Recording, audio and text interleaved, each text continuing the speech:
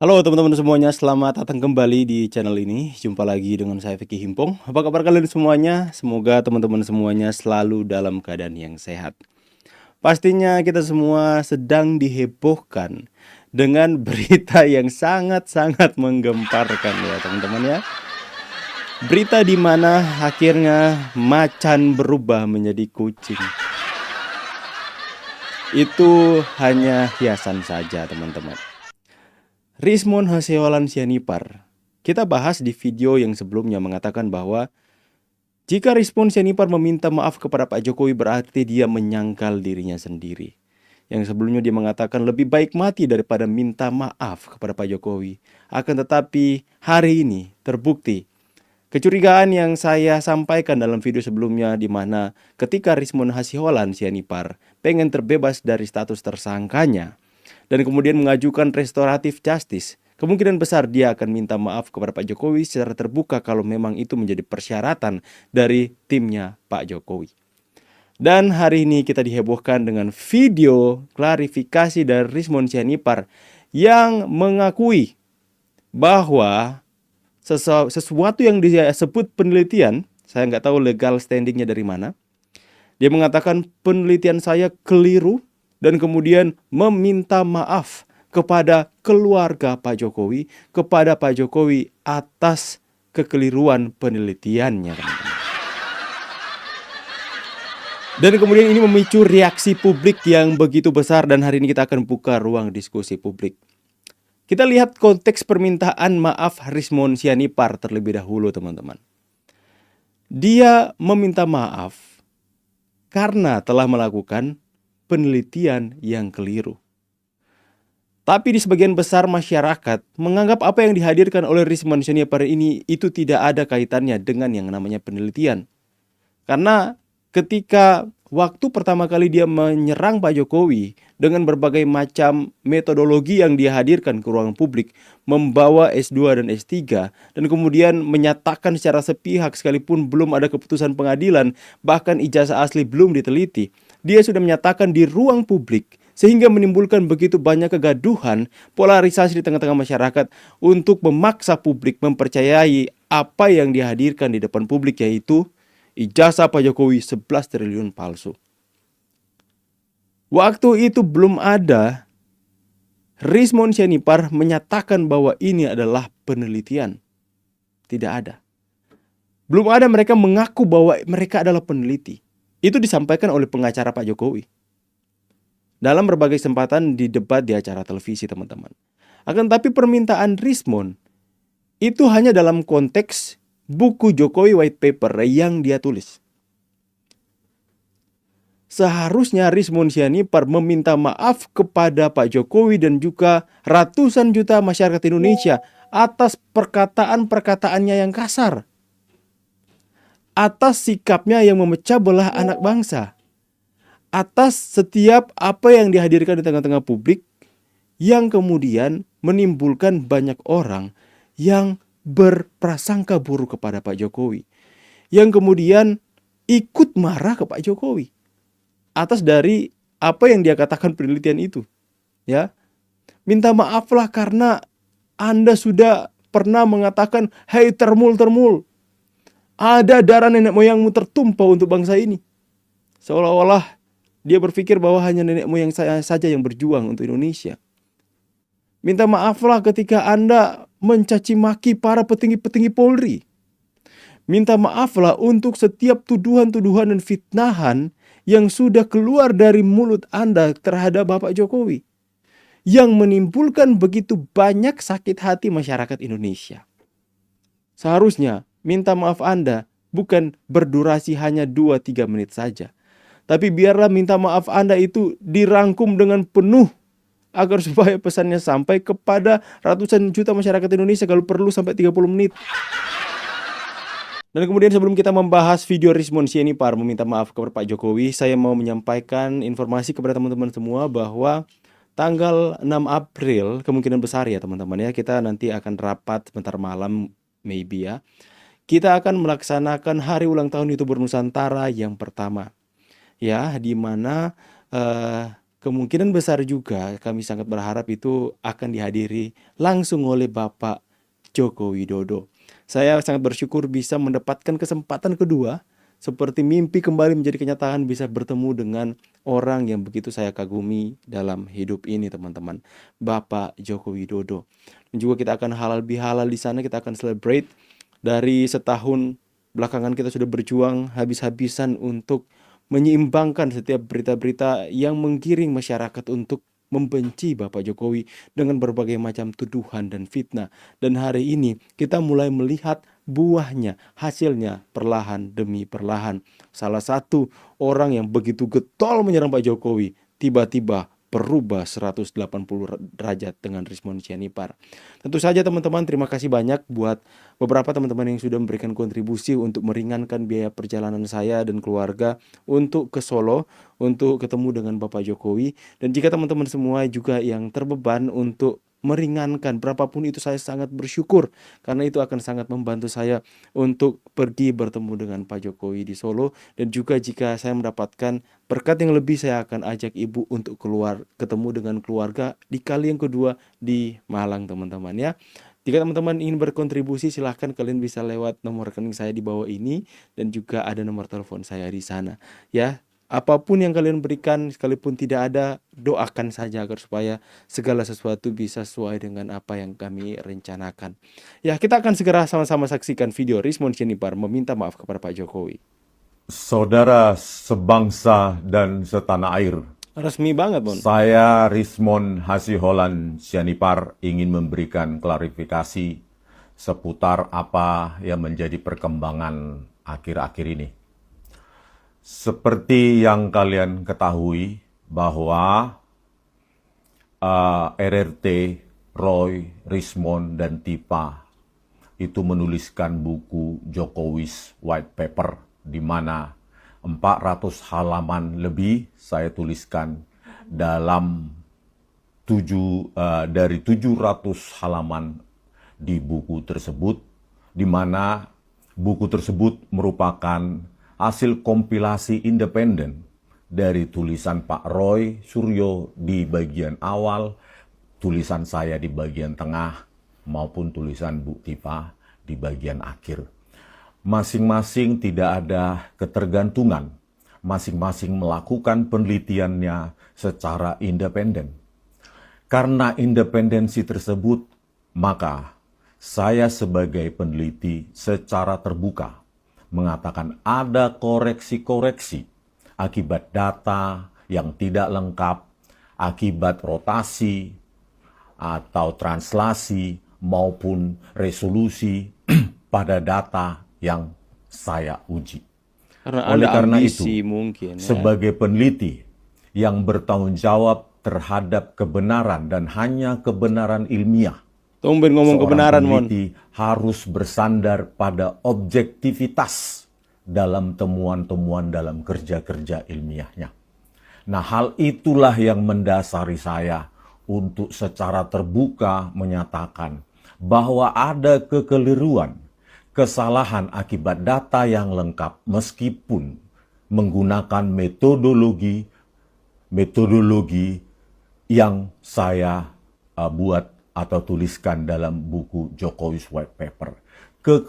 Kekeliruan tersebut sebagai peneliti harusnya secara terbuka, secara ikhlas, dan secara objektif harus saya nyatakan di sini. Oleh karena itu, ya, temuan saya sebelumnya yang telah melukai, yang telah membuat commotion di dalam perkembangan kita akhir-akhir ini, melukai keluarga Pak Jokowi dan Pak Jokowi sendiri, saya sebagai peneliti menyatakan minta maaf secara gentleman kepada keluarga Bapak Jokowi. Oke. Satu hal yang pertama yang saya mau respon adalah saya menghargai, mengacungi jempol Rismon Sianipar yang sama-sama kita tahu egonya setinggi langit. Egonya begitu tinggi, kesombongannya itu di atas rata-rata.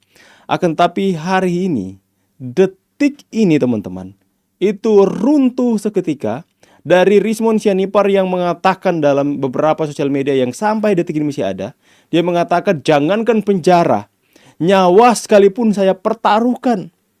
Kemudian dia mengatakan lebih baik saya mati daripada dicap pengkhianat karena minta maaf kepada Bapak Jokowi. Kita lihat hari ini Rizmon Sianipar runtuh seketika dan minta maaf dengan cara yang gentleman kepada Pak Jokowi. Satu poin yang positif teman-teman. Lepas dari semua kekisruhan yang terjadi, ketika seorang yang punya ego yang tinggi minta maaf, itu berarti ada dua. Yang pertama, dia berjiwa kesatria. Yang kedua, dia sudah kehilangan jalan sama sekali. Sudah kehilangan arah.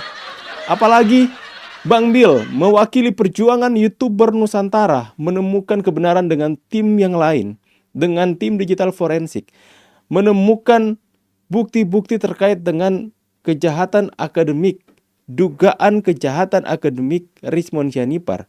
Lalu atas kemudian dilaporkan kepada polisi. Itu mungkin membuat Rizmon Sianipar tak berkutik lagi, mendapatkan serangan yang begitu telak sehingga menghilangkan selera juangnya untuk menyerang Pak Jokowi lagi. Dan tentu saja Rizmon Sianipar ketika dia menyampaikan minta maaf secara terbuka ini, dia menjadikan posisi dirinya hari ini adalah musuh bersama Roy Suryo, Tiva, dan kawan-kawan. Tentu saja Rizmon Sianipar statusnya yang sebelumnya ini kan direkam dalam media, rekam jejaknya ada, di mana barusan beberapa hari yang lalu kita mendengar itu Pak Roy Suryo mengatakan kepada Rizmon itu adalah sahabat saya, kolega saya. Dia mengatakan, dia mendapatkan pertanyaan, apa legal standing Anda? Lantas dia mengatakan, saya sahabatnya.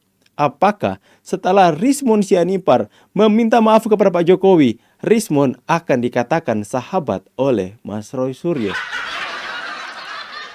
Saya percaya akan ada istilah-istilah atau julukan yang baru yang akan dihadirkan oleh Roy Suryo and tim kepada Rizmon Sianipar.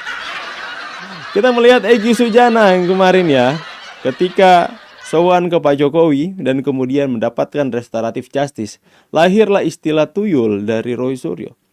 Dan kemudian saya penasaran dan mau menanti-nantikan istilah apa nanti yang akan muncul terhadap Rizmon Sianipar.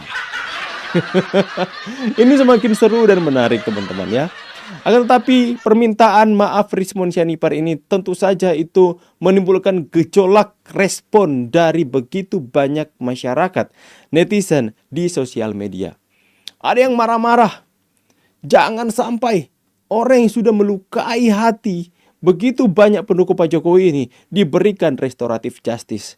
Akan tetapi ada juga sebagian masyarakat yang mengatakan bahwa Pak Jokowi pasti akan memaafkan, apalagi ini memasuki sebentar lagi masuk di hari raya besar umat Islam teman-teman, di mana meminta maaf, saling memaafkan itu adalah hal yang sering kali terjadi.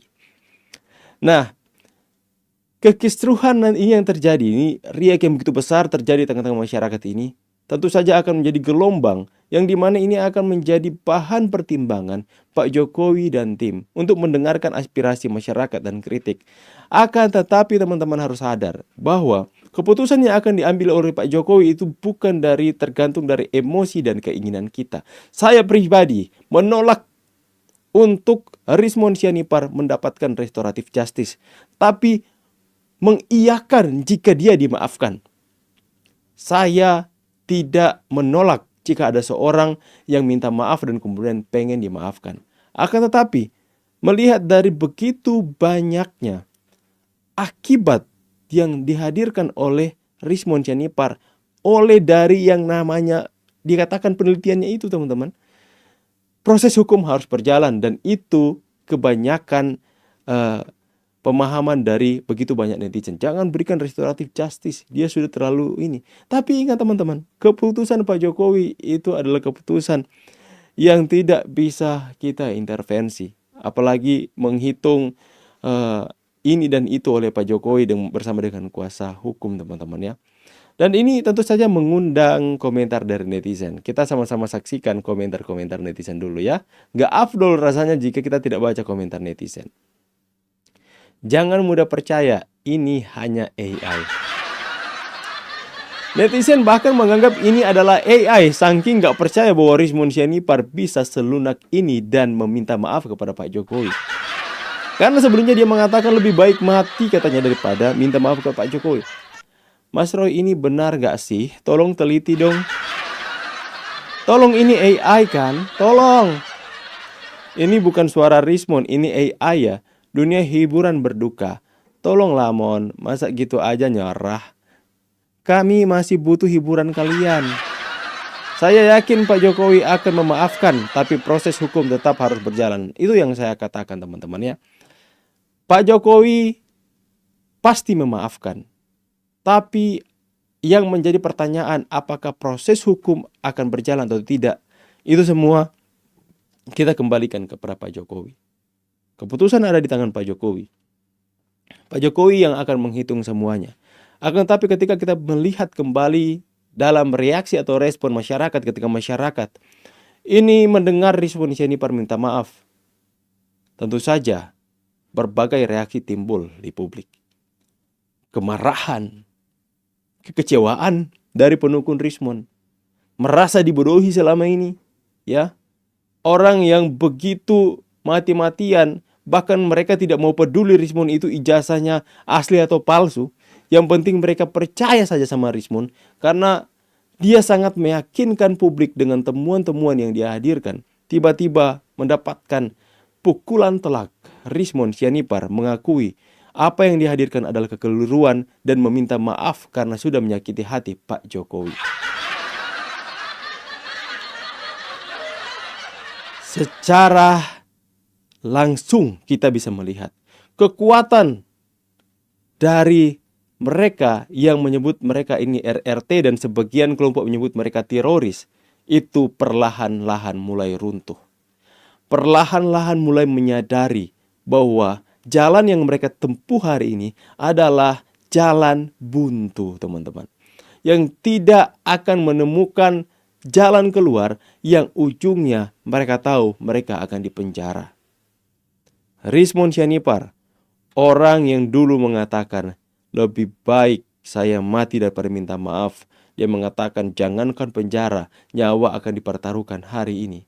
Ketakutan dengan yang namanya penjara dan ingin lepas dari status tersangkanya dengan mengajukan restoratif justice kepada Pak Jokowi. Tentu saja sekali lagi saya katakan, keputusan bukan ada di saya, bukan ada di kalian. Keputusan ada di Pak Jokowi.